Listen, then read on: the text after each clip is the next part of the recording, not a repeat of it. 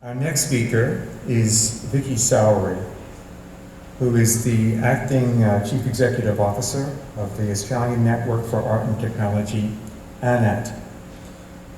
ANAT supports artists and creative practitioners engaging with science and technology within Australia and beyond. Their innovative program includes immersive residencies, professional development labs, online research tools, publications, seminars, and workshops. For the past 2 decades, Vicki has established and delivered professional programs for artists and filmmakers in partnership with industry. In 2007, she joined ANAT to manage the Art Science program, and in early 2010 was appointed program manager for the full suite of ANAT programs. Vicki will speak about art for the future. Please welcome Vicki. So really, ANAT started off as a project of the 1984 Adelaide Festival of Arts, and it was a project about artists working with technology. And it kind of started to become bigger and bigger than the organisation that started off the project, and so it was decided to shave it off and set it up as a separate organisation. So we're based in Adelaide, and our two kind of core areas of activity. One, we're very keen to introduce artists to technologies that we feel have the ability to inform and transform practice. So in the early days, that was summer schools in CAD, when the internet came along, HTML, teaching artists how to work with interactive authoring with Director.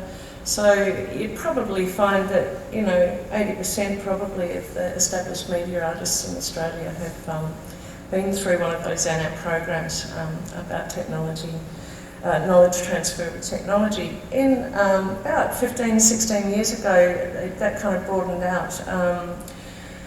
We were very keen to see how artists would engage if we placed them into non-traditional settings, and so we started a residency program placing artists into science settings, science and research settings, and that was formalised 10 years ago into the Synapse program. So that's a bit of background about us. I am going to show a couple of minutes of video, so I won't be talking too long. So over the period of time that we've been delivering residencies, we've developed a pretty good idea of what works and what doesn't.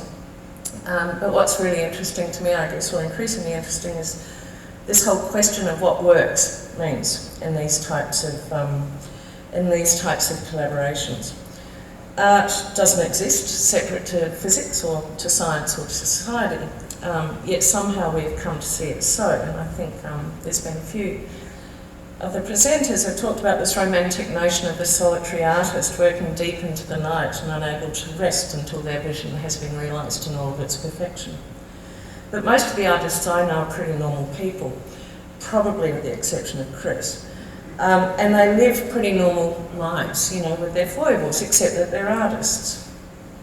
And the way they do their art isn't in a garret in desperate isolation. Increasingly they do it in partnerships and in groups, and with complete strangers on the internet, and increasingly with some pretty unusual bedfellows. And this is the art of the future. It's art that actively engages in dialogues outside of art.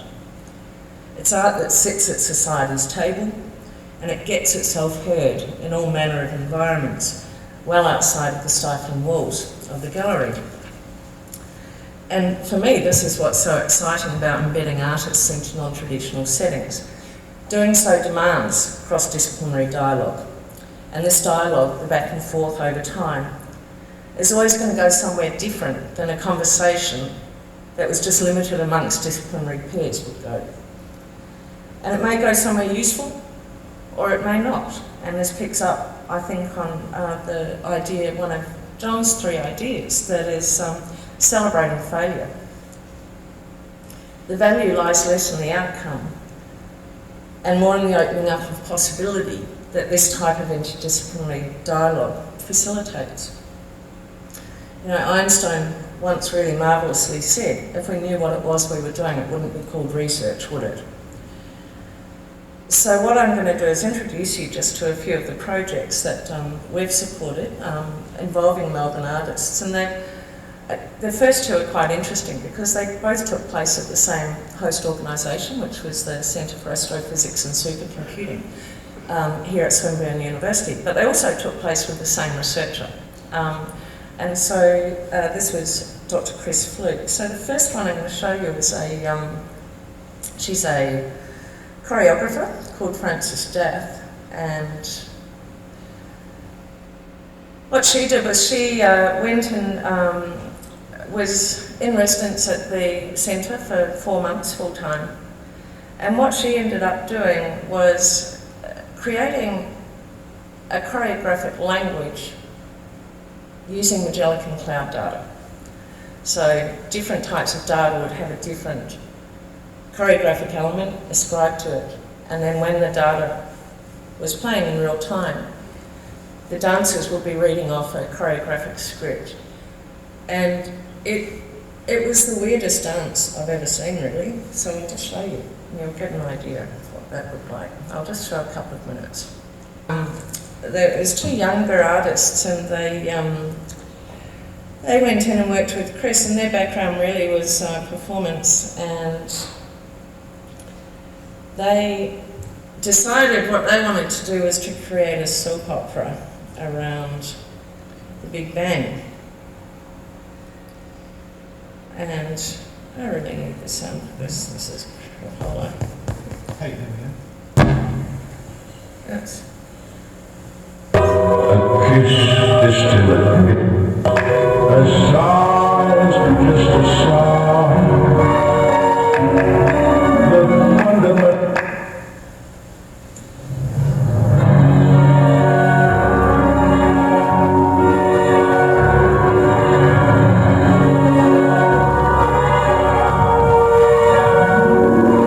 You must remember this.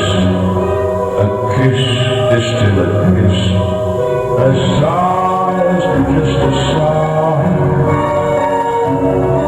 The fundamental things apply as time goes by. And when two lovers meet, they still say I love you. On that you can rely. No matter what the future brings, as time goes by. I'm going to kill that. Basically, that was Kamal singing, who, as we know, is a bit of an icon in Australia. It turns out that Kamal's son is an amateur astronomer, and so what they did was they created a whole narrative around the Big Bang being aligned to a car accident that someone got into, and then there's a whole series of webisodes around that. And in fact, the URL, which is voidlove.tv, it really is worth having a look at, even though that was spectacularly unsuccessful. So they're two very different outcomes from being embedded in the same lab and dealing with the same sort of research. I also wanted to point to this project, and for some reason my computer has totally changed anyway, what you can see here, a Melbourne artist designer, Leah Heiss, went and worked with, don't worry, this is the last one, went and worked with Nanotechnology Victoria with Dr. Binks and his team, sadly now defunct.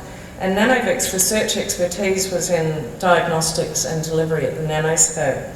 And so a particular interest to Leah was this idea of transdermal delivery of insulin for diabetics. The delivery device that they'd come up with really was pretty much as bad as all of the previous delivery devices, i.e. syringes and so forth, that diabetics had to deal with. And so what she did was she decided instead to create a series of jewellery which would hold the transdermal patch in place, and different types of jewellery for different types of users. So younger skater punk kind of diabetics had great wristbands, whereas older ladies had lovely earrings and rings and so forth. And this actually led to a range of design registrations, which haven't been able to be exploited because the Nanovic was closed down. So what I want to talk about really is here we have three very different experiences of bringing together artists and scientists. From the purely aesthetic response, which is encapsulated in Francis's work and the choreography, to the ironic use of cultural memes, which you would have seen if you'd seen Void Love TV, right through to the applied outcomes of Leah's work. And in the art world at the moment, well, not at the moment, but it seems especially rabid at the moment, there's kind of this ongoing debate about the value of what's been called instrumentalist art, that is, art that has a purpose beyond art. And there are those who see this practice as somehow sullying the purity of the artistic vision, seeming to suggest that art is somehow separate to its context, that artists have an arm's length relationship to the world, you know, and that by working with other disciplines, that art risks becoming beholden to those disciplines. Very much Jon was talking about, you know, the art becoming the handmaiden of science as technology has. And certainly I think this can be seen in a number of art science projects. I think particularly those focused on science communication, where it's the artist's job to make complex ideas understandable to a general public. A kind of version of a picture tells 1,000 words. But these are not the types of collaborations that I really want to talk about today. When you give artists and scientists time to work together, to pursue what can broadly be called collaborative creative research, with no requirements as to outcome, where the focus is on the conversation, and on the spaces that open up as a result of these conversations, that's when the real work gets done, and that's where the real excitement is, regardless of whether the outcome is a dance performance, a web-based soap opera, or indeed a seminar presentation like I'm giving today. The title of the symposium, Colliding Ideas, is an interesting one. At its simplest, it can be seen as a coming together of two forces and what Friedrich Nietzsche would call a physics of the will to power.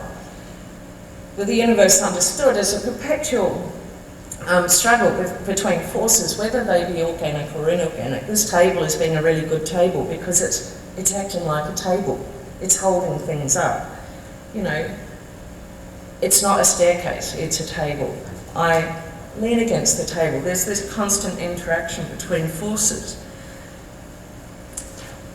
And so for Nietzsche and others like him, this is kind of the evolutionary impulse, this driving need of the organic and the non-organic alike to express their thingness lies at the heart of evolutionary development. So what does this have to do with art and physics and society?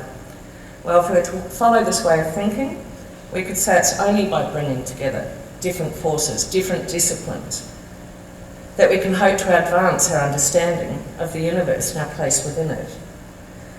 And that in this process, concepts of success and failure, of what works and what doesn't work, they become tenuous and a lot less important than the process of doing, of opening up new spaces for knowledge generation and for understanding. And that's why I think it's such exciting work. So thank you very much. I'm sorry about that.